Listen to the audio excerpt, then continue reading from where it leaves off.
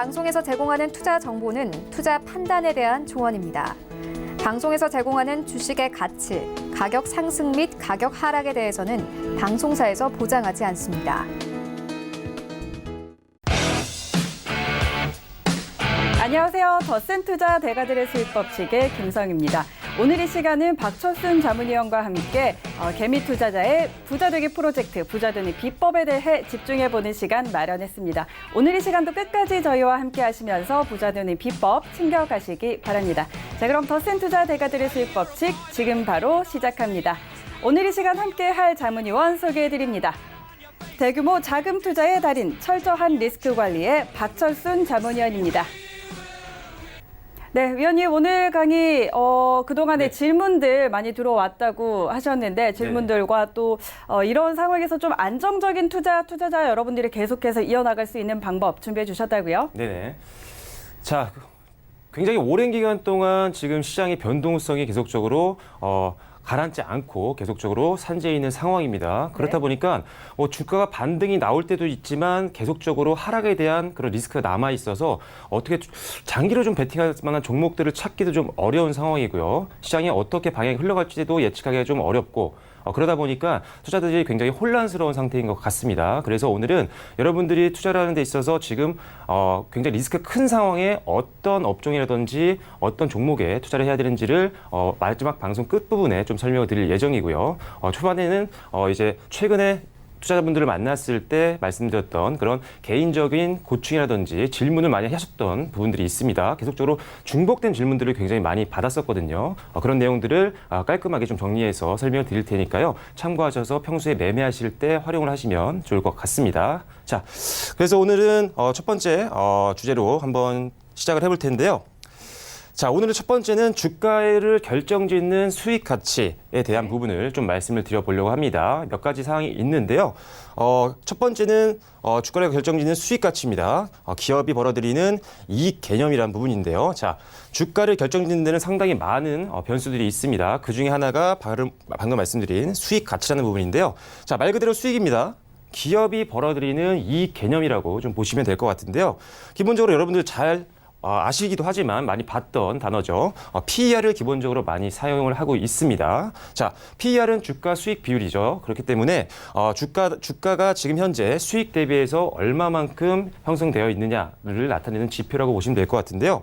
PER은 주가를 EPS로 나눕니다. 그렇기 때문에 지금 PER을 보면 지금 수익 대비해서 주가가 많이 고평가되어 있는지 또는 저평가되어 있는지 한눈에 좀 확인할 수가 있다는 점이죠. 그래서 많은 분들이 사실 기초 주식을 공부하실 때 사실 PER이나 PBR을 기본적으로 다들 알고 계시잖아요. 그렇기 때문에 굉장히 익숙하게 알고 굉장히 본인이 굉장히 잘 알고 있다라고 생각을 하지만 실제적으로 PER과 PBR을 가지고 활용을 해서 매매를 했을 때 수익을 내기가 상당히 쉽지는 않습니다. 그렇기 때문에 왜 그런 점들이 벌어지는지, 그런 일들이 벌어지는지 간단하게 지금부터 설명을 좀 드려볼게요. 자, PER은 말 그대로 주가를 EPS로 나눈 개념입니다. 그렇기 때문에 PER이 낮을수록 우리가 보통 저평가라고 생각을 하고 있고요. 그 기준이 보통 이제 10배라고 하죠. 그렇기 때문에 PER이 10배 미만이면 저평가다. 10배 이상이면 고평가이기 때문에 이제는 매도를 해야 된다라는 정도의 정의만 보통 알고 계신 것 같습니다. 하지만 PER은 사실상 많은 것들을 좀 내포하고 있습니다. 회사가 지금 단기적으로 얼마만큼의 실제 수익을 벌 수 있는지를 한눈에 볼 수 있는 지표인 건 맞습니다. 하지만 문제가 있죠. 자, 단점을 지금부터 한 번씩 짚어보겠습니다. 자, 가장 큰 단점이 적자 기업일 때는 PER을 정확하게 사용을 할 수가 없습니다. 왜? 마이너스 개념으로 가기 때문에 수익이 마이너스로 잡히게 되면 PER은 마이너스로 가죠. 그렇다면 이거 10배 기준으로 지금 우리 공부를 했었는데 10배 미만도 아니고 10배 이상도 아니고 마이너스 개념으로 아예 개념 자체가 바뀌어버립니다. 그렇기 때문에 적자 기업 같은 경우는 PER을 적용 자체가 불가능하다는 게 PER의 맹점이라고 보시면 될 것 같고요. 거기다 또 두 가지가 있습니다. 자, PER을 보통 여러분들이 분석을 할 때 개인적으로도 막 시뮬레이션을 그려보면서 수익도 한번 재무제표를 뒤져서 찾아보시고 실제로 이 회사가 PER이 어떻게 되어 있는지 분석해 보신 분들이 있을 것 같아요. 자, 그런데 수익적인 부분을 우리가 수치를 분석을 할 때 과거 지표를 사용하느냐 아니면 미래에 있을 수익에 대해서 우리가 예상을 해서 PER을 뽑아보느냐 두 가지 방법을 우리가 보통 사용을 하는데요. 보통 우리가 TV에서나 아니면은 뉴스상으로 보는 PER은 보통 과거 수치를 대입합니다. 즉 바로 지금 이번 분기 또는 이번 달에 있었던 기업의 실적에 맞춰서 그 수익을 바로 이용해서 PER을 산출하는 방법들이 있는데요. 하지만 이 부분에 단점이 있습니다. 자, 과거 수익을 사용해서 PER을 뽑아낸다라고 한다면 사실상 미래에 이 회사가 얼마나 벌지를 예측을 안 하고 바로 계산한 거기 때문에 미래 가치를 적용할 수가 없습니다. 만약에 그러네요. 사실 지금은 적자인데 네네. 수익이 갑자기 또 올라갈 수도 있잖아요. 네. 사실 주식은 좀 미래 가치를 보고 투자를 하는 거잖아요. 네네네. 그런데 이런 미래 가치 자체를 과거 자료로도 한다면 미래 가치를 아예 적용시킬 수가 없기 때문에 네네. 사실상 의미가 좀 없다라고도 볼 수가 있습니다. 그렇다면 이제 이런 단점이 있고요. 과거 자료를 사용했을 때. 반면에 이제 1년 미래 가치를 사용해서 PER을 산출하는 경우도 상당히 많이 있습니다. 하지만 이 부분도 상당히 단점이 남아 있습니다. 자, 미래 가치를 확실하게 분석을 해서 이 A라는 회사가 앞으로 다음 달에는 얼마, 그리고 다음 분기에는 이 정도의 매출을 올릴 것 같아. 그중에 수익은 이 정도 될 것 같아. 예상치를 뽑아서 PER을 산정을 할 수가 있는데 문제는 우리가 미래 실적을 예측하기가 상당히 어렵다라는 부분이죠. 자, 저희 같은 이제 일반 기관 투자자들 같은 경우도 사실 산출하는 게 굉장히 어렵습니다. 그렇기 때문에 실제로 발로 뛰죠. 저희는 기업을 탐방을 합니다. 탐방을 해서 실제로 그 회사가 어떻게 돌아갔는지 또는 어떤 신기술을 개발했다면 이 기술이 실제 부가가치를 어느 정도 창출을 해서 실제 매출이 어느 정도까지 나올 수 있는지를 예측을 하는 거죠. 그렇기 때문에 이런 일련의 과정이 없는 상태에서 미래 가치를 예측한다는 것은 사실상 불가능에 가깝습니다. 따라서 일반 개인 투자자분들은 사실 1년 미래 가치를 사용해서 PER을 산출하기가 사실상 어려운 게 현실이죠. 그래서 사실 그래서 PER을 이용하기가 상당히 어렵습니다. 과거 자료를 사용해도 힘들다. 1년 미래 가치를 평가하는 것도 사실상 어렵다. 네. 그렇기 때문에 사실 이게 적용하기 힘들다는 거죠. 그리고 또 단점이 또 하나 있습니다. 뒤에 나오는 PBR이나 다른 것들도 마찬가지지만요. 기본적으로 우리가 처음에 배우는 EPS나 PBR이나 PER 모두 다 마찬가지입니다. 자, 기본적으로 굉장히 잘 알고 있다라고 생각을 하지만 이런 가장 큰 단점을 좀 본다라고 한다면 뭐라고 말씀을 드려야 될까요? 일단은 산정하기가 어렵다는 거 방금 말씀드렸습니다. 제가 초반에 말씀드린 것처럼 실제로 우리가 발로 뛰어서 찾을 수가 없는 정보들로 우리가 예측을 할 수가 있기 때문에 네. 실제 개인 투자분들은 할 수 없다라는 단점들이 있다라는 거죠. 그래서 일단은 이런 주가를 결정짓는 수익 가치의 가장 대표적인 게 우리가 EPS나 PER로 알고 있지만 실제로 적용이 굉장히 어렵고요. 자, 네. 두 번째. 자, 업종마다 PER이 다릅니다. 어떤 한 A라는 업종은요, PER이 평균적으로 15배에서 움직이는 경우도 있고요. 또 다른 어떤 업종은 PER이 또 11배 수준에서 또는 20배 수준에서 움직이는 경우도 있습니다. 그렇기 때문에 사실상 종목별로 그리고 업종별로도 상당히 판약이 다른 PER 배율을 보여주기 때문에 사실상 적용 자체가 상당히 어렵다는 거죠. 그래서 단순히 우리가 10배를 기준으로 해서 10배 미만이냐 10배 위냐라는 것 하나만으로 우리가 주식을 평가하고 그거보다 싸다라고 한다면 저평가는 사자. 또 그거보다 위에 있다라고 한다면 비싸기 때문에 팔아야겠네라고 굉장히 단순하게 접근하기 때문에 사실상 PER을 이용해서 여러분들이 수익을 내기는 쉽지 않다라는 거죠. 그래서 이런 단점이 있기 때문에 PER은 참고는 하되 아주 중요한 투자 포인트로 이용하지는 말아달라고 말씀을 좀 드려볼게요. 네. 자, 그래서 수익 가치에 대한 부분들을 좀 말씀을 드려봤고요. 자, 두 번째로는 자산 가치 부분입니다. 자, 자산 가치 부분은 이제 주가를 결정짓는 가장 중요한 포인트 중에 하나죠. 자.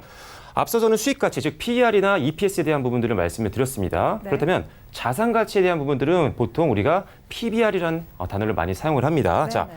PBR은 이제 주가를 BPS로 나눈 가격입니다. BPS는 주식당 순 자산 가치를 말하는 거고요. 그렇기 때문에 주식당 순 자산, 보통 이게 청산 가치라고도 말을 할 수가 있는데요. 지금 이 기업을 팔았을 때 주당 얼마의 수익을 챙길 수가 있을지라고 보시면 될 것 같아요. 네. 그런데 그거 대비해서 주가가 몇 배로 움직이고 있는지를 나타내는 지표가 바로 PBR이다라고 보시면 될 것 같습니다. 그래서 지금 PBR이 보통 1보다 높으면은 고평가라고 보는 경향이 있고요. 네. 1보다 미만이면 또 저평가이기 때문에 저가 매수의 기회다라고 보시는 분들이 많은데요.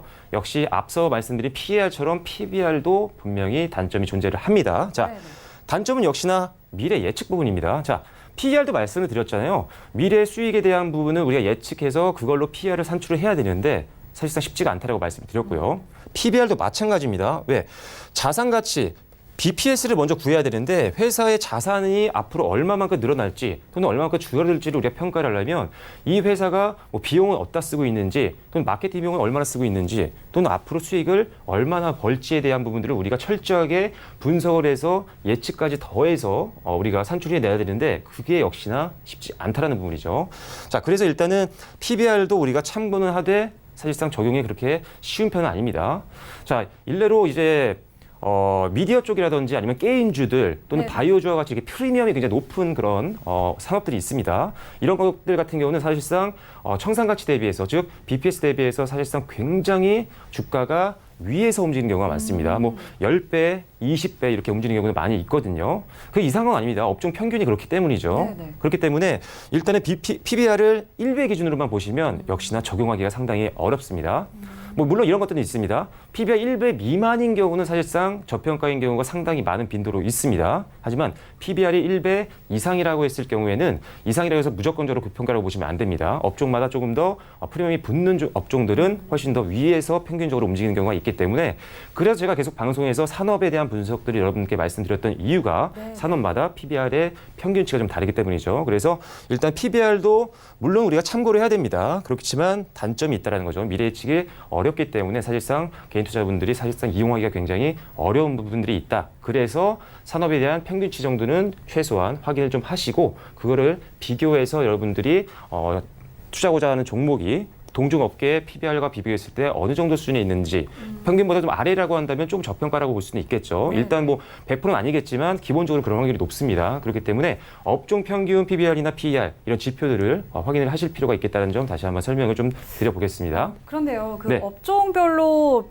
그 PBR이 조금씩 다르다고 했잖아요. 그런데 네네. 절대적인 기준은 조금 없을 것 같기는 하지만 네네. 그래도 업종별로 어느 정도 그 평균치를 파악할 수 있는 방법은 좀 어떻게 봐야 될까요? 자, 굉장히 단순합니다. 네. 업종별 이제 뭐 PBR이나 PER이나 여러 가지 뭐 ROE나 여러 가지들이 있잖아요. 네네. 우리가 기업을 평가할 때. 자, 거래소에 들어가시면요. 다 확인이 가능합니다. 업종별로 잘 나와 있고요. 네. 업데이트도 가장 빠른 편에 속하기 때문에 들어가시면 볼 수 있고 실제로 그리고 업종 PBR 같은 경우는 여러분들이 네이버나 이런 포털 사이트 같은 데 들어가시면 네네. 굉장히 많이 리포트나 이런 것들도 확인하실 수가 있잖아요. 업종에 대한 PBR이나 PER 이런 것들은 쉽게 서치가 가능합니다. 그래서 굳이 본인이 하나하나 일일이 찾아가지고 그거를 합산해서 업종 평균을 내려고 하실 필요가 네네. 전혀 없어요. 다 전문가분들이 다 정리를 해서 올려놓습니다. 그렇기 때문에 그 부분을 찾는 거에 대해서는 너무 어려워하실 필요는 없을 것 같습니다. 네. 거래소나 아니면 또 증권사 리포트 보시면요. 항상 나와 있으니까요. 평균적으로 어느 정도 흐름을 가지고 움직이고 있는지에 대해서 조금 확인하시면 좋을 것 같고요. 여기서 또 추가적으로 하나만 더 말씀드리면요. 업종마다 조금 이런 PBR이나 PER 수준이 좀 다르다고 말씀을 드렸습니다. 네네. 하지만 업종 평균이 만약에 15배였던 만약 그런 산업이 있었다라고 있다라고 한다면 시간의 흐름에 따라서 어떤 예를 들어 2019년도에는 이 A라는 업종의 PBR이 한 2배 수준에서 움직였는데 2020년에는 3배 수준이 평균이 될 수도 있습니다. 이 평균은 조금씩 바뀔 수가 있거든요. 왜냐? 그 산업의 자산 가치가 올라갈 수도 있고요. 예를 들어서 지난주였나요? 방송을 통해서 뭐 통신업종이라든지 어떤 업종에 말씀을 드렸는데 네네. 산업이 어느 정도 특정 산업이 기술 개발을 통해서 한 단계 레벨업되는 상황이 된다고 한다면 자산 가치는 한 번에 또 점프할 수가 있습니다. 그럴 네. 때는 또 이런 PBR이나 PER 평균이 바뀔 수도 있기 때문에 항상 주기적으로 조금씩은 확인을 좀 하실 필요가 있겠다라고 보시면 될 것 같아요. 네. 바뀌지 않는 게 아닙니다. 시간의 흐름에 따라서 이런 평균치는 바뀌기 때문에 매일 확인할 필요는 없습니다. 산업에 대한 평균적인 이런 수치 같은 경우는요, 크게 변동성이 있지는 않거든요. 그래서 뭐 일주일에 한 번이라든지 뭐 한 달에 한 번씩 정도는 한번 들어가셔서 확인 정도 하시는 수준으로 대응을 하시면 좋을 것 같습니다. 네. 자, 그래서 이제 수익 가치에 대한 부분을 좀 말씀드려봤고요. 다음은 이제 자산 가치, 그 다음에 이어서 주가를 결정짓는 상대 가치 부분에 대해서 좀 말씀을 드려보겠습니다. 자, 말 그대로 상대 가치는요, 상대적 관점에서 기업의 가치를 평가하는 부분입니다. 그렇기 때문에 자, 동종 업종이라든지 뭐 배당이라든지 내수주와 같은 관련 기업과 상대 평가를 하는 거죠. 자, 벤처 기업을 예로 한번 들어볼게요. 자, 벤처 기업 같은 경우는 사실 이제 생긴 지 얼마 안 된 신생 기업이 많다 보니까 이 회사의 평균적인 주가가 어느 정도가 될지를 모릅니다. 예를 들어 또 비상장행이었던 주식을 상장시킬 때도 이 회사가 앞으로 상장시켰을 때 어느 정도 주가 수준에서 움직임을 보일지 우리가 예측을 하기가 어렵죠. 그렇기 때문에 이렇게 상대적인 가치로 우리가 평가를 해보는 겁니다.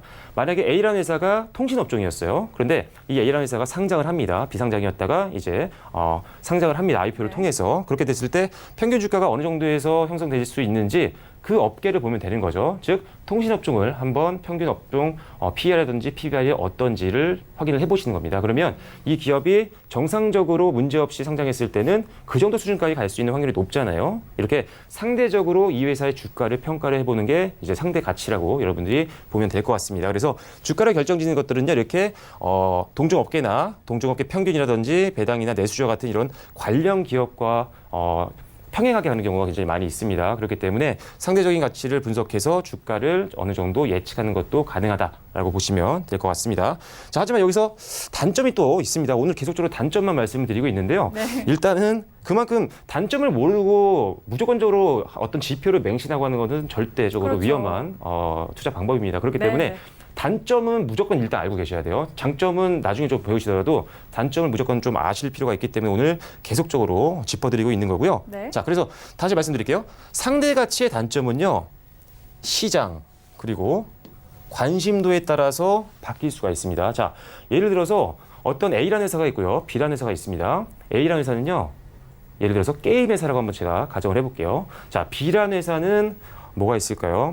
최근에 좀 좋지 않았던 산업을 좀 보자면, 최근에 좀 좋아졌지만, 한 2, 3년 전, 4, 5년 전에 안 좋았던 조선업종을 한번 말씀드려볼게요. 네네. 자, A라는 회사는 방금 말씀드린 게임주고요. 그리고 B라는 회사는 조선업종입니다. 두 회사가 이제 가치를 좀 비교하는데 상대적으로 업종을 봤더니 조선업종은 이미 굉장히 힘든 상황이었고요. 그리고 게임 산업은 굉장히 주가가 굉장히 높이 평가되어 있는 경우가 많았습니다. 그럼 일단은 당연히 게임 관련 업종이 A 그 종목에 대해서 우리가 좀 더 높게 주가가 움직일 수 있을 거다라고 조금은 예측을 할 수가 있겠죠. 네네. 이런 식으로 이제 상대 가치를 이용하는 건데, 자, 단점을 여기서 말씀드릴게요. 단점은 이런 경우는 사실 시장의 관심도에 따라서 주가가 굉장히 변동성이 커지는 경우가 많습니다. 자, 특히나 알려지지 않은 저평가 종목들이 굉장히 많이 있죠. 국내 시장에 뭐 2, 3천 개 되는 종목들이 있는데 그중에는 우리가 듣지도 못했던 종목들도 상당히 많이 있습니다. 네. 하지만 그 종목들 중에 상당히 내실이 좋은 회사들, 발전 가능성이 높은 회사들이 생각보다 포진이 되어 있는데 이런 기업들 같은 경우는 시장의 관심도를 받지 못했기 때문에 상대적으로 지금 소외받고 있는 종목이라는 거죠. 그래서 이런 상대적인 가치를 기준으로 해서 주가를 우리가 평가를 할 때는요, 사실 시장의 관심도에 따라서 좀 바뀔 수가 있기 때문에 정보가 좀 왜곡될 수가 있습니다. 자, 그래서 지금 시세 왜곡을 초래할 수도 있고요. 그리고 시장의 관심도가 굉장히 높아서 뉴스를 봤더니 게임주가 너무 좋대. 그래서 들어갔어요. 근데 실제적으로는 게임주들이 적자인 거죠. 이렇게 시장의 뉴스라든지 이런 것들 정보를 우리가 잘못 받아들여서 투자를 할 수 있는 확률도 있다는 겁니다. 그래서 네네. 상대적인 가치는 말 그대로 상대적인 가치만 좀 비교를 해보되 맹목적으로 믿을 필요는 없습니다. 오히려 상대 가치보다는요, 앞에서 나왔던 자산 가치나 수익 가치가 조금 더 안정적일 수 있다는 부분을 참고하시면 될 것 같고요. 다만 상대 가치는 실적만 좀 받쳐주는 업종이나 종목이라고 한다면요, 분위기에 휩쓸리는 좀 주도 업종들 있죠. 실적이 안 좋아도 항상 올랐다 내렸다를 반복하는 뭐 바이오주라든지 제약주를 보면 될 것 같습니다. 상대적으로 좀 힘을 받을 때는요, 들어갈 수 있지만 그만큼 리스크는 감수하셔야 된다라고 보시면 될 것 같아요. 자, 상대 가치에 이어서 다음은 주가를 결정짓는 가치 중에 하나인 희소 가치를 말씀을 좀 드려보겠습니다. 자, 희소 가치는 말 그대로 단어와 마찬가지입니다. 단어 뜻과. 자, 드물기 때문에 인정받는 가치다라고 보시면 될 것 같은데요. 자, 최근에 보시면 우선주의 비일반적인 흐름들이 좀 나왔습니다. 네, 네. 가장 핫했던 게 최근에 아시아나항공이 있었죠. 그렇죠. 뭐 예를 들어서 지금 한진칼이랑 한진칼 우량주가 있었고요. 네. 우선주가 있었고요. 네. 그리고 아시아나 우선주가 있었습니다. 네. 자, 우선주 같은 경우는 사실 굉장히 주식 수가 일반 주식에 비해서 상당히 적죠. 그렇기 네네. 때문에 좀 희소성을 가지고 있는 건 사실입니다. 그렇기 때문에 한번 흐름을 타면 굉장히 높은 가격까지 올라갈 수도 있고요. 급등도 나오는 경우가 있습니다. 방금 말씀드렸던 한진칼 우선주라든지 아시아나 우선주 같은 경우는 상당히 급등을 많이 했습니다. 네네. 자, 예를 들어서 한진칼로 예를 들어볼게요. 한진칼과 한진칼 우선주를 비교했을 때 최근 차트를 한번 방송 이후에 한번 확인을 좀 해보세요. 한진칼이 올랐던 주가 상승률보다 한진칼 우선주가 올라갔던 주가 상승률이 압도적으로 높았습니다. 네네. 몇 배 차이가 났죠. 그 정도로 우선주 같은 경우는 이렇게 어느 특정 시점에 이슈가 되면은 상당히 희소성이 강화가 되면서 주가가 급등하는 경우가 있습니다. 그렇기 때문에 이렇게 주가를 결정짓는 가치 중에는 이런 희소성도 존재한다는 점을 여러분들이 좀 아실 필요가 있고요. 네. 자, 다시 한번 또 단점 나갑니다. 자, 희소성이 있기 때문에 흐름만 잘 타서 타이밍만 잘 잡죠. 엄청난 수익을 낼 수는 있습니다. 네네. 하지만 그 타이밍 절대 잡기 어렵습니다. 왜냐? 그렇죠. 우선주를 우리가 평소에 잘 보지 않고 있잖아요, 사실. 네. 우선주는 거의 대부분 흐름이 지지부진하다가 특정 시점에만 이렇게 올라가는 경우가 있습니다. 어떤 이슈가 있을 때만요. 그렇기 때문에 네네. 매일 보고 있을 수는 없죠. 이슈가 나올 때 흐름 탔다고 해서 단기 급등 나오는데 따라 들어가기도 상당히 리스크가 있고요. 그렇죠. 그래서 묻어놓고 있던 종목이어서 우선주를 좀 오랜 기간 동안 보유하고 있다가 들어올리지 않는 한은 사실상 급등했을 경우에도 수익을 다 챙기기는 좀 어렵습니다. 그래서 사실 좀 투자하기가 좀 애매하다는 단점이 있고요. 자, 역시나 시세 왜곡을 초래합니다. 왜냐? 지금 회사가 좋고 이런 걸 떠나서요. 굉장히 우선주의 희소성만 강조되면서 회사의 가치와는 무관하게 급등하는 경우가 많기 때문에 네, 네. 급락하는 경우도 있습니다. 반대로 일단은 급등하는 부분에 대해서만 말씀드릴게요. 자, 회사가 가지고 있는 가치 대비해서 주가가 훨씬 더 많이 올라간다는 거죠. 그만큼 한번 다시 조정을 받기 시작하면 엄청난 낙폭을 보일 수가 있다는 네, 겁니다. 네. 그래서 접근 자체가 상당히 어렵기도 하지만 매수한 이후에 관리도 상당히 어렵다는 단점이 있다는 거죠. 그래서 시세 왜곡을 초래하는 그런 경우가 많기 때문에 희소 가치를 바탕으로 한 투자는 조금 하지 않는 쪽이 좋겠다라고 말씀 좀 드려볼게요. 그래서 예로 우선주를 참고하시면 될 것 같습니다. 네. 실제로 그 아시아나 매각과 관련해서 네네. 최근에 그 관련 기업들 우선주들이 좀 많이 급등을 했잖아요. 상한가 치는 경우도 많았는데 그러고 나서 바로 좀 급락을 또 했죠. 네.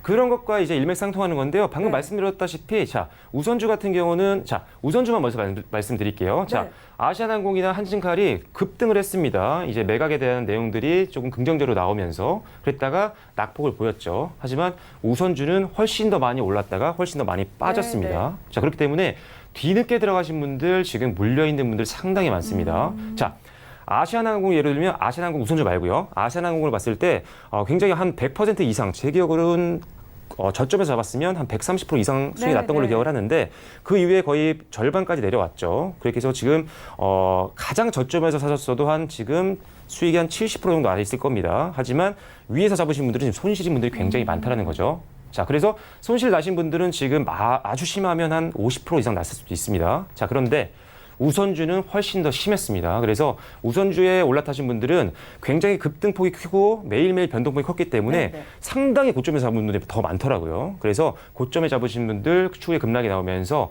오히려 일반 주식보다 훨씬 더 우선주를 매수하신 분들은 수익률이 훨씬 더 나쁜 상태다라고 보시면 될 것 같아요. 그래서 우선주가 그만큼 좀 위험합니다. 그래서 이게 우선주처럼 희소성을 가지고 급등락을 반복하는 이런 종목들 같은 경우는 여러분들이 네네. 철저하게 배제를 하거나 네. 접근하신다고 하더라도 아주 짧게 단기 트레이딩 관점에서 접근하시는 것만 가능하다는 점을, 그리고 손절을 만약에 하신다면 손절 가격을 확실하게 걸어 놓으시는 게 좋습니다. 그래서 매매가 사실 어렵기 때문에 추천드리지는 않겠다라고 말씀을 좀 드려볼게요. 네. 자, 그래서 주가를 결정짓는 가치, 희소 가치에 대한 부분들은 말씀드렸고요. 역시나 단점이 굉장히 위험하다는 부분입니다. 그래서 철저하게 좀 배제를 하실 필요가 있겠다라고 다시 한번 말씀을 드려보겠고요. 자, 그래서 이제 기업의 가치를 만들어내는, 기업의 주가를 평가하는 것들에 대한 부분들을 여러분께 좀 말씀을 드려봤습니다. 어떻게 보면 원론적인 얘기일 수도 있는데요. 그만큼 우리가 익숙한 정보일 수도 있습니다. 방금 말씀드린 내용들이. 하지만 실제로 이걸 맹신하면 안 됩니다. 그래서 제가 오늘 계속적으로 단점에 대한 부분들을 말씀을 드렸고요. 그래서 결국 주식이 조금 사실 좀 어렵긴 합니다. 왜냐하면 여러 가지 분야를 다 봐야 되거든요. 네. 보조지표 뭐 하나만 봐서도 안 되고요. 그리고 실적만 봐서도 안 되고요. 실적은 좋은데 주가가 빠지는 경우도 사실상 있거든요. 확률적으로 낮기 맞긴 하지만 그래서 여러 가지 다 봐야 되기 때문에 사실 개인 투자자분들이 주식을 하기가 좀 어렵다는 부분이 좀 아쉬운 점이죠. 그래서 일단은 이렇게 저희가 이제 방송에서도 계속적으로 여러분들께 조금이라도 매매 좀 실수를 좀 줄일 수 있도록 설명을 좀 드리고 있는데요. 항상 좀 참고를 하셔서 올해는 좀 더 안정적으로 좀 수익을 많이 내실 수 있었으면 좋겠습니다. 자, 지금부터 할 내용들은요, 방송 초반에 시작에 말씀드렸다시피 최근에도 계속적으로 질문을 많은 분들이 해주시는 내용들입니다. 사실 주식에서 제가 설명한 내용들 아주 뭐 원론 서적에 나오는 내용들이 아닌 이외에는요, 실전적인 부분에서는 100% 개념은 없습니다. 다 확률이 가장 높은 것들을 제가 여러분들께 설명을 드리는 거죠. 그렇기 때문에 철저하게 맹신하지 말되 이 정도는 알고 있어야 된다라는 부분의 지식적인 부분만 여러분들께 설명을 드려 볼게요. 자, 제가 이 더센투자 처음 방송 시작하고 첫 번째 방송이었나 두 번째 방송에 한번 설명 좀 드렸던 내용입니다. 네네. 그런데 최근에도 이제 저희 자문사로 연락이 오셔서 아주 간단한 내용인데 질문을 좀 많이 해주시더라고요. 빈도가 생각보다 많아서 오히려 아직까지도 반대로 알고 계시는 분들이 많이 있더라고요, 개념을. 그래서 오늘 다시 한번 짧게 한번 정리를 좀 해드리겠습니다. 자, 매수 매도 잔량의 함정이라는 주제로 좀 말씀을 드려볼게요. 자, 우리가 이제 호가창을 열어보면요. 가장 하단에 보면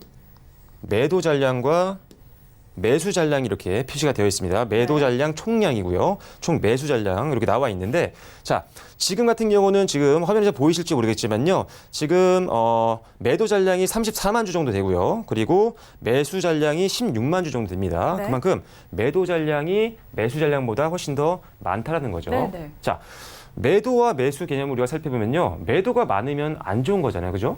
그렇죠. 네, 매도가 많으면 안 좋다고 생각하기 때문에 처음에 주식하시는 분들도 마찬가지고요. 오랫동안 주식을 하셨는데도 반대로 알고 계신 분들이 굉장히 많이 있습니다. 자, 매도 잔량이 많기 때문에 주가가 당연히 빠지겠지라고 해서 이것만 보시고 주식을 아예 팔아버리시는 분들이 있다는 거죠. 네. 자, 하지만 확률적입니다. 100%는 아니지만 확률적으로 매도 잔량이 많아지고 매수 잔량이 줄어들게 돼서 총량이 매도 잔량이 더 매수 잔량보다 많다라고 한다면 확률적으로는 주가가 올라갈 확률이 높습니다. 자, 실제로 볼게요. 자, 아까 매도 잔량이 매수 잔량보다 한 2배 정도 많은 상황인데요. 주가는 지금 5%대 급등하는 모습을 보이고 있습니다. 좀 옛날 자료긴 한데요. 최근 자료를 여러분들이 지금 바로 방송을 보신 이후에 HTS 들어가셔서 최근 주가를 다른 것도 보셔도 마찬가지입니다. 보통은 매도 잔량이 매수 잔량보다 많을 때는 상승하는 경우가 확률적으로 더 높습니다. 자, 그 이유를 한번 말씀을 드려볼게요. 아니, 매도량이 더 많은데 매수량보다 왜 주가가 떨어지지 않고 올라가느냐? 자, 보세요. 여러분들이 지금 주가가 올라갈 것 같은데 내가 지금 A라는 종목을 가지고 있는데요. 이 종목이 올라갈 것 같은 거예요. 그래서 이제 수익 실현을 하려고 할 때 여러분들이 바로 시장가로 던지진 않죠. 왜? 더 올라가고 있는 주기니까요. 그래서 만약에 호가가 지금 여기서 형성이 되어 있어요. 현재가입니다, 여기가. 네. 내가 지금 이 종목을 갖고 있는데 계속 올라가는 추세예요. 그럼 당연히 수익 실현할 때 위에다 걸어놓겠죠. 그렇죠? 조금이라도 더 먹고 나오려고 하는 거죠, 수익을. 그렇죠. 그렇기 때문에 위에 겁니다. 그래서 지정가로 거는 경우가 많고요. 네네. 반대로 사는 사람 입장을 말씀드려 볼게요. 자, 지금 이 회사가 A라는 회사가 계속 올라가고 있는 거예요. 추세가 너무 좋아요. 그래서 나도 없었는데 사야겠다라고 한다면 어떻게 하시겠어요? 물론 지정가로 걸어서 사시는 분들도 있습니다. 하지만 마음이 급한 나머지 못 살까 봐 시장가로 바로 사시는 경우가 그렇죠. 많습니다. 그만큼 지금 회사가 추세가 너무 좋은 거죠. 그래서 상승할 것 같은 종목들은요. 대부분 매도하는 사람들은 지정가로 걸어놓고요.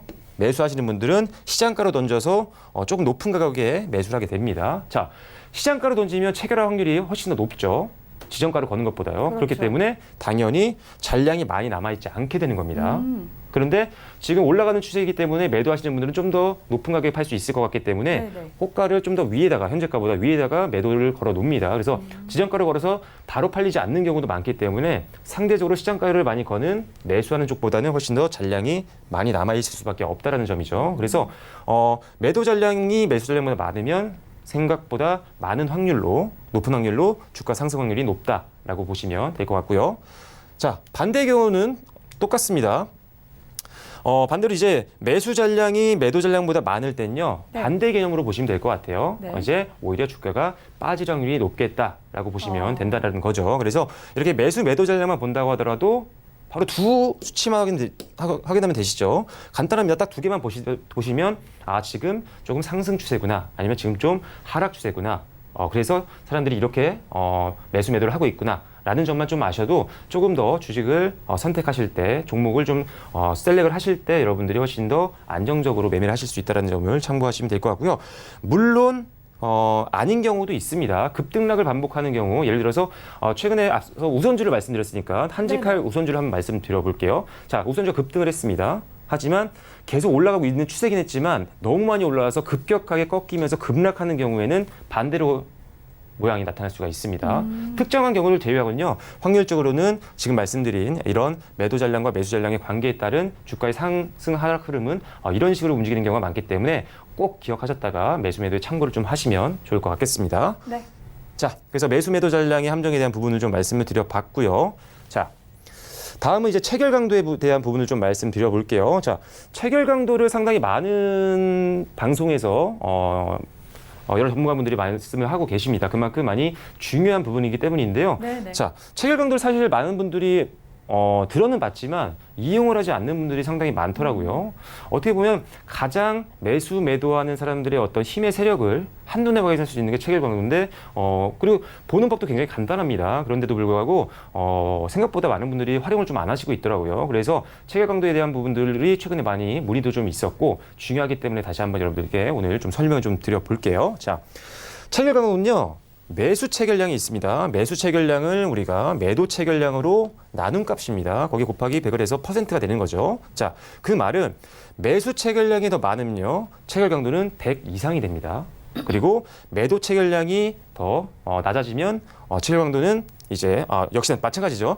매수 체결량이 더 많으면 체결 강도는 당연히 높아지고요. 네. 그리고 매도 체결량이 높아지면 체결 강도는 낮아집니다. 그 기준이 100입니다. 그래서 단순하게 생각을 하시면 체결 강도가 100보다 위면 매수세가 좀 강하구나. 100보다 미만이면 매도세가 좀 강하구나. 이렇게 간단하게 일단 정리를 좀 해드릴게요. 뒤에서 좀 더 자세하게 설명 좀 드릴게요. 자, 여기서 조금 헷갈리시는 분들이 있어요. 매수 체결량이 뭔지, 매도 체결량이 뭔지 굉장히 잘 아실 것 같죠. 단어가 쉽기 때문에. 근데 제가 개인 투자분들께 물어보면요, 생각보다 답을 못 하시는 분들이 많습니다. 자, 매수 체결량, 그냥 매수된 체결량 아니냐라고 보시는데요. 그게 아니라요. 자, 일단은 매수 체결량은요, 걸려있는 매도 물량들이 있습니다. 이것을 매수 세력이 들어가서 체결하는 것들을 우리가 매수 체결량이라고 하는 겁니다. 즉, 물건이 나와 있는 것을 사는 체결량이죠. 그걸 우리가 매수 체결량이라고 보시면 될 것 같고요. 자, 매도 체결량은 반대입니다. 매수를 걸어놓은 것들이 있겠죠. 매수 물량들이 걸려 있습니다. 잔량들이 남아 있겠죠. 이거를 매도하는 사람이 뒤늦게 들어와서 팔게 되는 거죠. 그래서 이렇게 매수가 먼저 들어오느냐, 매도가 먼저 들어오느냐, 이 차이로 좀 보시면 될 것 같아요. 그래서 매수 체결량과 매도 체결량을 헷갈리시면 안 됩니다. 그래서 매수 체결량은 방금 말씀드린 대로 이해를 하시면 될 것 같고요. 매도 체결량은 미리 걸려있던 매수 주문을 매도세가 들어오면서 체결이 되는 경우를 말씀드리는 겁니다. 사실 이거 모르셔도 체결 강도 수치만 확인하셔도 사실 되긴 합니다. 그래도 네. 개념을 모르시면 헷갈릴 수가 있기 때문에 다시 한번 짚어드렸고요. 자, 그래서 체결 강도는요, 100%가 넘으면 매수 체결이 많기 때문에 우리가 매수 신호로 많이 사용을 합니다. 실제로 100이 넘으면요, 상승하는 경우가 많습니다. 네. 주가가. 자, 그래서 이런 경우에는 시장가 매수를 많이 하죠. 방금 매수 잔량 얘기했을 때랑 비슷한 내용입니다. 네, 주가가 올라갈 때는요, 체결 강도가 100보다 이상인 경우가 많고요. 그렇기 때문에 주가가 상승할 확률이 높죠. 그래서 매수하시는 분들은 시장가로 매수하는 경우가 많고요. 매도하시는 분들은 조금이라도 수익을 더 챙겨서 나오기 위해서 지정가로 매도하는 경우가 많다라는 점입니다. 그래서 어떻게 보면 주식이 다 연결되어 있습니다. 이런 체결 강도랑 매수 잔량이랑 매수세랑 매도세랑. 그래서 연결지어서 하다 보면요, 나중에 한 번만 이해를 하시면 그렇게 또 헷갈리지도 않거든요. 자, 그래서 일단은 체결 강도가 100 이상일 때는 매수 수치가 많기 때문에 상대적으로 주가가 올라갈 확률이 높다라고 기본적인 개념만 좀 이해를 하시고요. 반대로 체결 강도가 100보다 낮다라고 한다면 매도 체결이 많기 때문에 매도 신호로 활용을 하셔서 조금 빠질 수 있기 때문에 가지고 계신 분들은 익절을 하실 필요가 있고요. 아니면 사고 싶으신 분들은 조금 더 보류하셨다가 오히려 체결 강도가 100 이상으로 올라왔을 때 매수하는 게 훨씬 더 현명한 투자다라고 보시면 될 것 같습니다. 자, 주식 거래를 우리가 보면요, 일간 편차가 굉장히 심합니다. 지금 코스피나 코스닥도 변동성이 크지만 종목별로는 훨씬 더 큰 종목들이 많죠. 급등락을 반복하는 뭐 소형주들도 많이 있잖아요. 그래서 사실 주식은 상당히 일간 편차가 심합니다. 그리고 뭐 이상 매매도 발생하는 경우가 있습니다. 우리가 알고 있는 일반적인 매매 흐름이 아니라 이상 거래들이 발생을 하죠. 예를 들어 뭐가 있을까요? 뭐 통정 거래 같은 것들도 있죠. 대량으로 물건을 넘기는 주식을 아는 사람들끼리 주고받는 거죠. 네.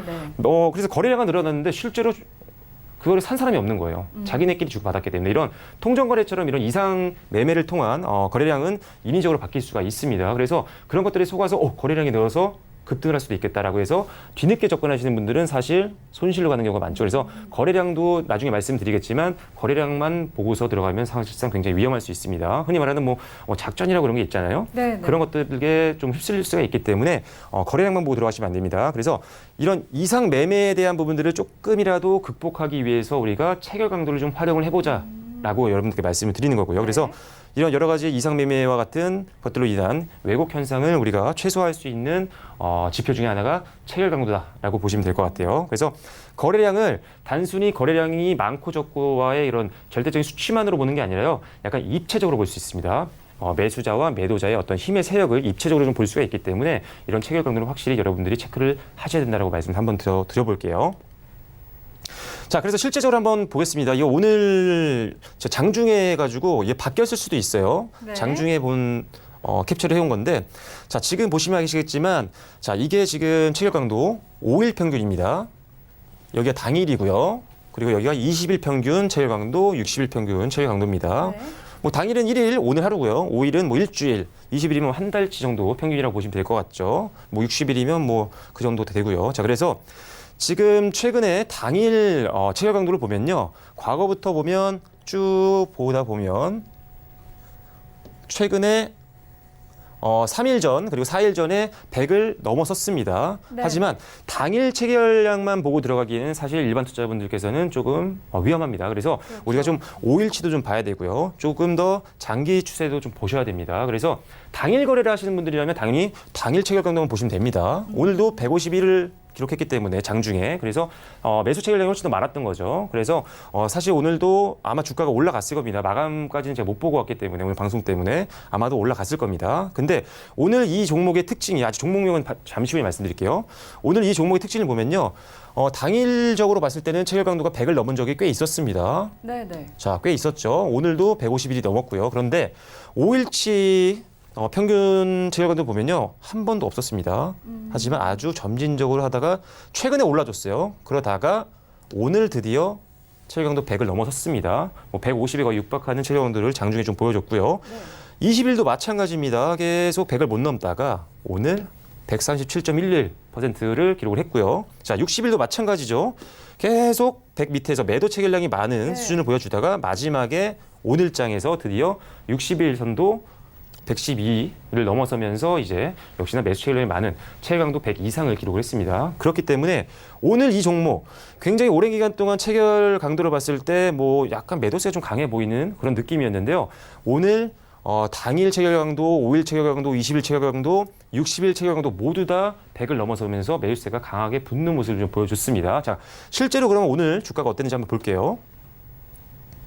장중에 이게 몇 프로까지 올라갔는지 모르겠는데요. 제가 아까 캡처했을 때는 이제 19% 정도 급등했던 종목이거든요. 자, 그전에는요, 체결 강도만 봤을 때는요, 물론 체결 강도만 보고 투자를 하시면 안 됩니다. 활용을 하시라는 거죠. 그전에는 뭐, 5일 체결 강도나 20일 체결 강도, 60일 체결 강도가 계속적으로 지지부진했습니다. 그래서 주가가 계속 어영부영 올랐다 내렸다를 반복했죠. 네네. 하지만 오늘 들어서 체결 강도가 강하게 붙으면서 매수 체결량, 적극적인 시장가로 매수하는 물량들이 많이 들어올 수 있는 확률이 높았다는 거죠. 그래서 매수세가 그만큼 많이 붙었다. 그만큼 주가 상승에 관심이 많다라고 보시면 될 것 같습니다. 그래서 체결 강도가 단기, 장기, 중기 전부 다 100을 넘어서면서 오늘 완벽하게 주가가 한 단계 레벨업하는 그런 급등을 연출하는 모습을 확인할 수가 있었습니다. 그래서 체결 강도를 보실 때 당일 트레이딩을 하시는 분들이라면 당일만 보시면 되겠지만요.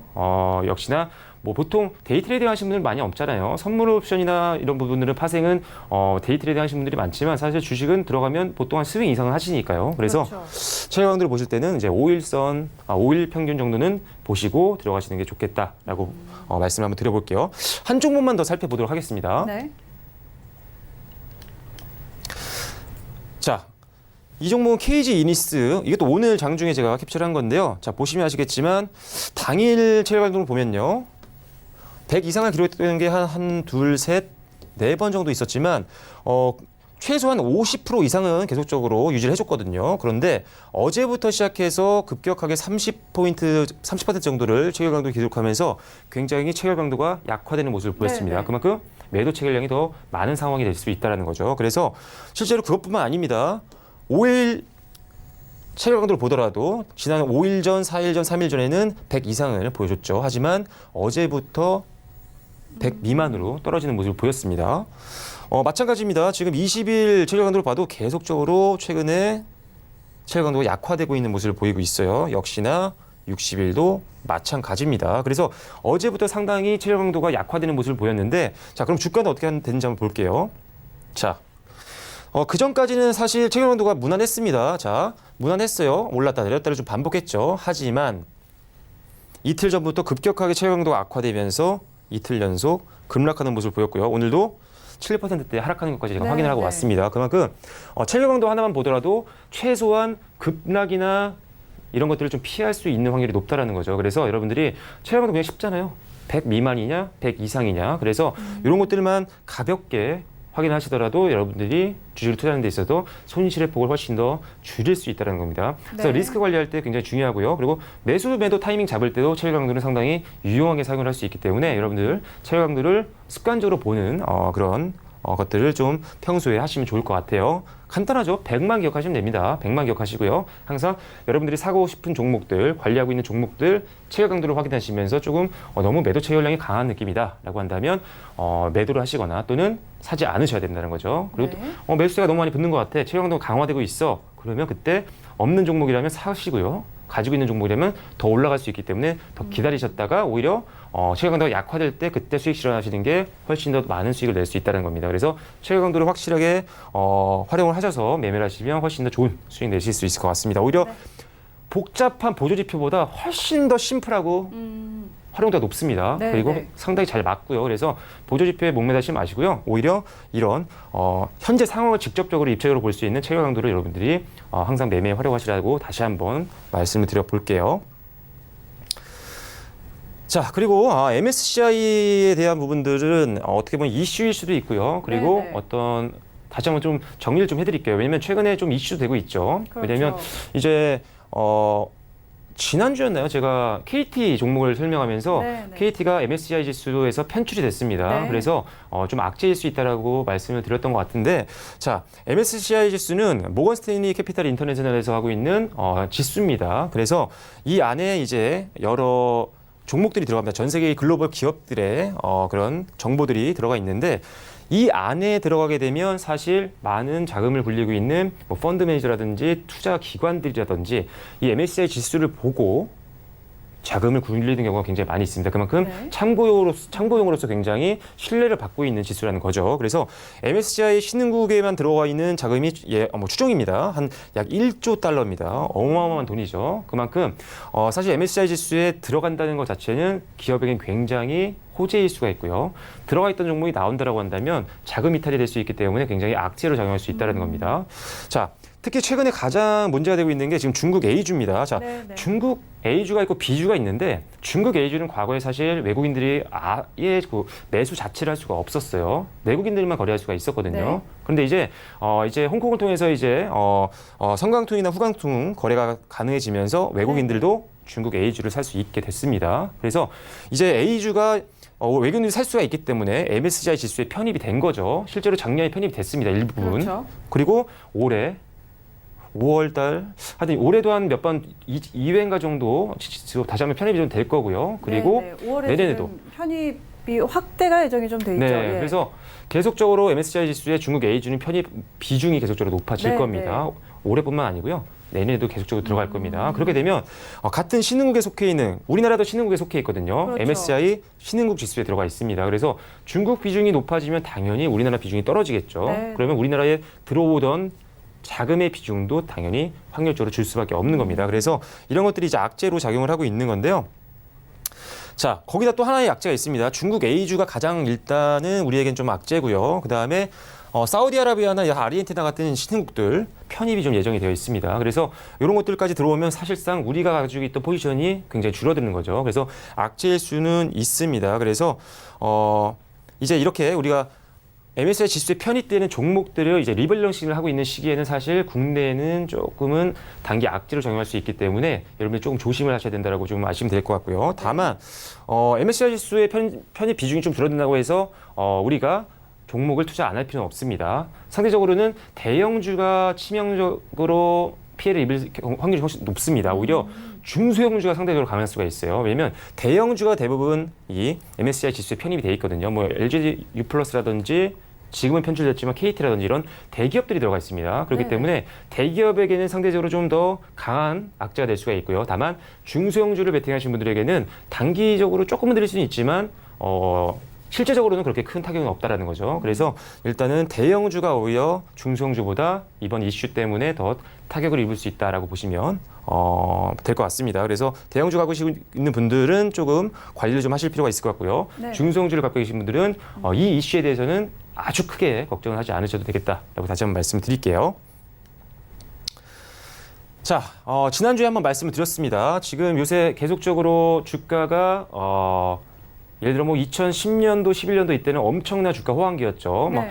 그때는 뭐 차화정이라고 해서 자동차정의 화학이 엄청나게 주가를 견인하면서 뭘 사도 올라갈 때였거든요. 네, 네. 이렇게 엄청난 상승장은 최근에 없었잖아요. 그래서 지금도 어떤 종목을 투자해야 되고 어떤 업종에 베팅을 해야 되는지 굉장히 고민을 많이 하시고 있을 것 같습니다. 그리고 계속적으로 남아있는 여러 가지 글로벌 이슈들이 많이 남아있죠. 뭐 분쟁도 계속 남아있고요. 그리고 또 이란이라든지 하여튼 전 세계가 계속 싸우고 있습니다, 지금. 그렇죠. 이런 것들 때문에 계속 국내에 안 좋은 영향을 주고 있는 거죠. 그래서 이런 리스크가 있을 때 관리하는 법에서 말씀을 드리는 겁니다. 그래서 악재가 좀 부각이 되면서 시장이 흔들리고요. 변동성이 커졌을 때는 우리가 기본적으로 상승장에 베팅하는 경기 민감주라든지 이런 종목들은 상당히 많이 흔들릴 수가 있습니다. 그렇기 때문에 이렇게 악재가 터져서 주가가 좀 빠질 확률이 높을 땐요.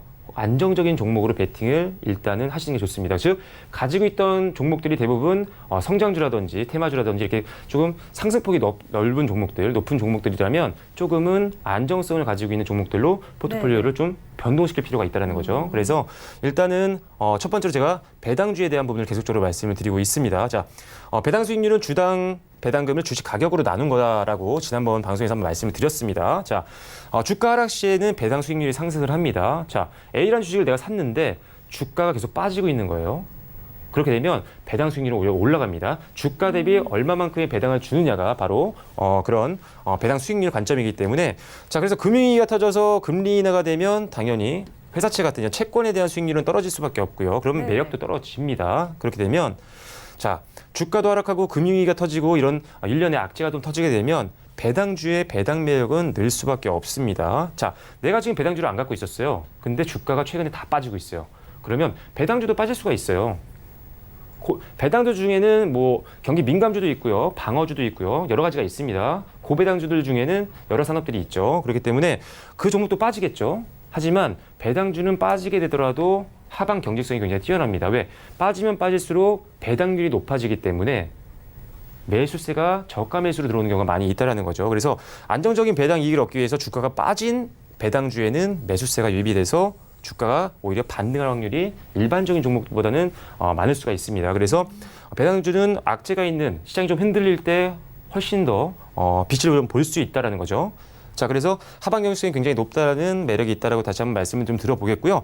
네네. 자, 대내 리스크가 지금 많은 현재 상황과 그리고 실제로 뭐 적금 금리도 얼마 안 되잖아요. 그래서 저금리 기조에서는 사실 이렇게 배당주가 부각이 될 수밖에 없습니다. 실제로 글로벌 시장 선진국에서는요, 미국 같은 경우 배당주에 대한 투자가 굉장히 대중화되어 있습니다. 그래서 네네. 배당주 위주의 펀드도 조성이 되어 있고요. 그리고 일반 주식을 하는 개인 투자자분들도요, 굉장히 배당주에 대해서 긍정적인 마인드를 많이 갖고 있어요. 하지만 한국 투자자분들은 대부분 배당주가 그렇게 크게 급등락을 반복하지 않기 때문에 조금 지루한 거죠. 왜? 다른 종목들은 급격하게 올라가는데 배당주들은 그렇죠. 급격하게 올라가는 경우가 그렇게 많지는 않거든요. 안정성을 갖고 있는 종목들이 많다 보니까. 하지만 리스크가 계속 부각이 되고 변동성이 언제든지 계속 나올 수 있는 그런 장이기 때문에요. 이런 장에는 확실히 배당주를 활용하신다면 훨씬 더 안정적으로 여러분들이 심리적으로도 그렇고요. 계좌로도 그렇고 좀 안정성을 좀 더 가져갈 수가 있기 때문에 배당주에 대해서 다시 한번 여러분들께 설명을 좀 드려봤습니다. 네.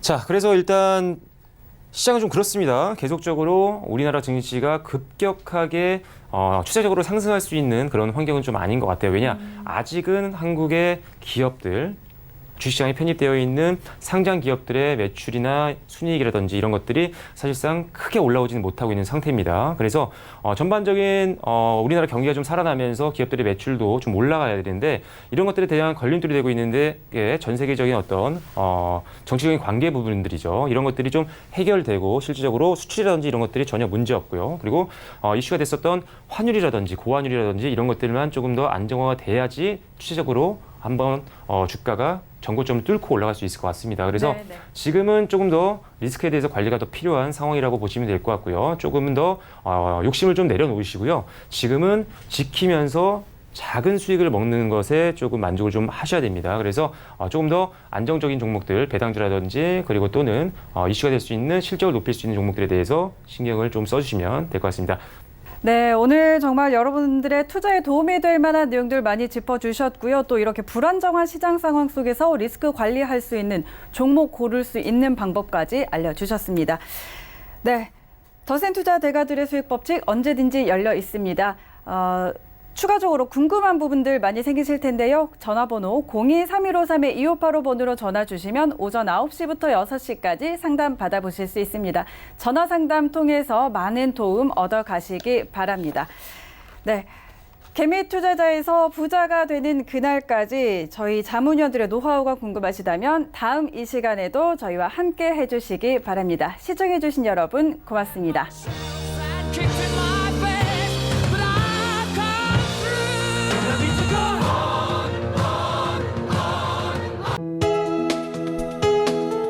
본 방송에서 제공하는 투자 정보는 투자 판단에 대한 조언입니다. 방송에서 제공하는 주식의 가치, 가격 상승 및 가격 하락에 대해서는 방송사에서 보장하지 않습니다.